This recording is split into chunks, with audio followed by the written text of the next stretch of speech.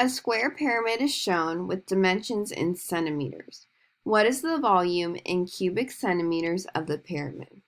So if we want to find the volume of a pyramid, the first place we should look is our state test reference sheet. This volume of a pyramid formula right here, I screenshotted directly off the state test reference sheet. So the back page of that reference sheet has all of your volumes formulas on it. So here the volume of a pyramid is equal to 1/3 times the area of the base times the height. So remember this capital B here, that means area of the base. In this figure, our base is a square.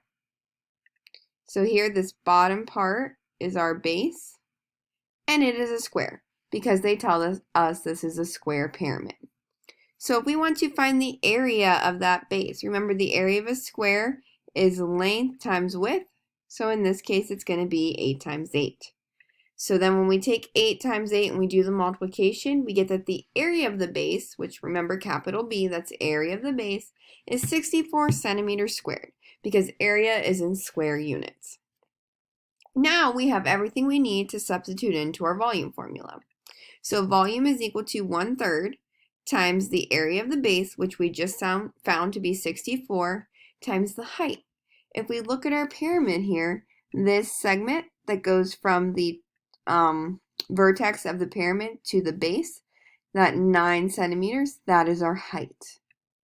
So we can substitute that into the volume formula for H, and now we have volume is equal to 1/3 times 64 times 9, which gives us 192 cubic centimeters. So when you go to type